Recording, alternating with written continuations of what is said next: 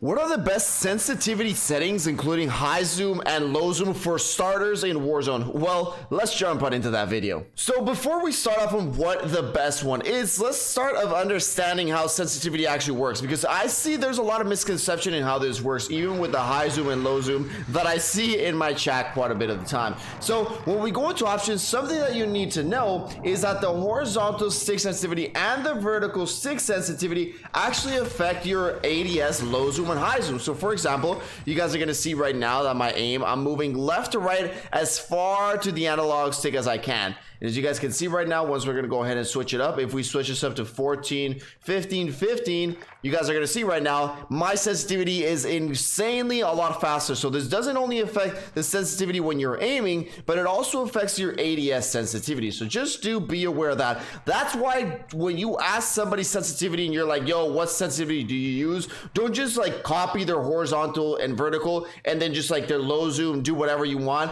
It depends. All right. Next up, let's talk about the ADS sensitivity, the low zoom and the high zoom. I've seen a lot of people getting confused with this, and the high zoom is actually 3.25 or more. So if you go into the loadouts and if you go into, for example, the 3x optic scopes in Cold War weapons are actually low zoom. They do not fit in the high zoom category. But when we go to the other hand in the Modern Warfare weapons, you do have to be aware of certain things. For example, the VLK is actually 3x, so this will fall into the low zoom category.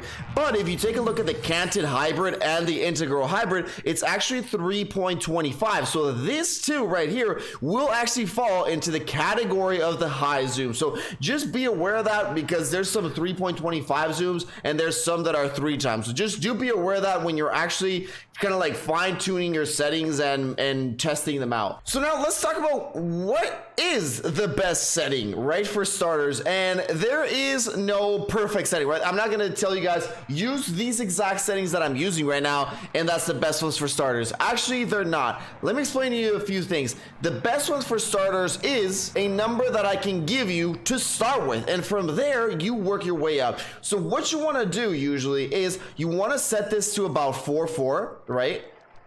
4.4 right here, and then the ADS sensitivity, again, I usually like to keep my low zoom a little bit lower and my high zoom a little bit higher, because I like to snap on my enemies when it comes to sniping. And this, I would just recommend you bring it all the way up to 1, and then this one I'd recommend you to bring it all to like 1 point, like this 1.1. This would be kind of like a regular starting point that I would see. Obviously for me, this is as fast as I could turn. It might seem a little bit too low, but it's this is the best one for starters. Remember, what you want to do is you don't want to look like you're going crazy at first. What you want to do is master the sensitivity and make sure that you land all your shots. All right, so this is what you gotta focus on. Once you start feeling like, I think this is too slow, I think I can master everything, then that is when you start increasing. Now here's the very important part. When you start increasing your sensitivity, all right, this is what you should do. Remember, like this is always tied up to this one. You should always find your sweet spot when it comes to the ADS, low zoom and high zoom. I started at 6.6. Something that allows you to increase your sensitivity is actually Control Freaks. If you want to see exactly how they work, click in the video above. But Control Freaks actually allow you to increase your sensitivity while maintaining your aim. But now again, going back to what I was saying, your ADS sensitivity multipliers should always remain the same in terms to your sensitivity. So if I raise this up, right, let's say I started 4.4, I think I can do better, so I go to 5.5, you will lower this one. What you're gonna do is you're gonna lower that. And then I usually go like 1 point. So if I lower that 1, then I'm gonna lower this 1 right here. And again, then I'm at 5.5, right? And my ADS, you always want to maintain that this right here, your aiming down sensitivity should always remain the same. Even if your horizontal and vertical sensitivity are moving up, you should never change the one that you're aiming with. All right, your ADS never. And again, we're gonna do the same thing, right? Let's say we think we can do better, so we're gonna go to a 7.7. Again, this one maybe we're gonna bring it down to like 0.80, and this one maybe like to 0.9, right? And again, we're gonna double check it, and there we go. I feel that was pretty good for me, right? I feel that was pretty good for me. Also do remember, don't like change it after one game. Like don't start with the starter one and then just like literally, oh, this is too slow, I'm just gonna change it immediately.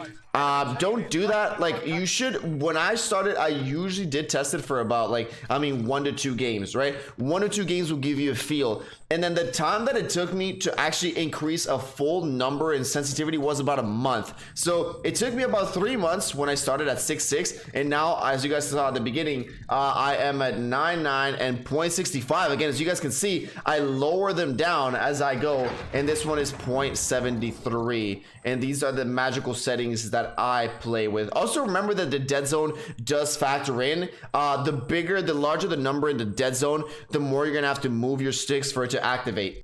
And this is just something kind of cool that I found from this website called Dexerto, or however you pronounce it, and they're a pretty popular website. And here you got like all the sensitivity horizontal and vertical from a lot of the popular Warzone players. Obviously they can change them, so they may be a little off, but as we can see here, Aiden, one of the most famous ones, he plays on 7.7, Biffle, Blast, Booyah, 6.6, 6.6, 6.6. Mutix is one of the highest ones at 10.10. Noobs, Raid, as you guys can see here, only a couple of them have the horizontal or the vertical like one higher than the other. I don't really like to do that. I feel that it's just weird, but a lot of them, as you guys can see, they're all below 10, and it does make sense what I said. So basically the starter sensitivity should be around 4, and from 4 you can move your way up onto one of these sensitivity settings. And if we go down here to the ADS, to the low and the high, we can see here that a lot of them are even under 1 actually. And Mutix, he does have his high is pretty high actually,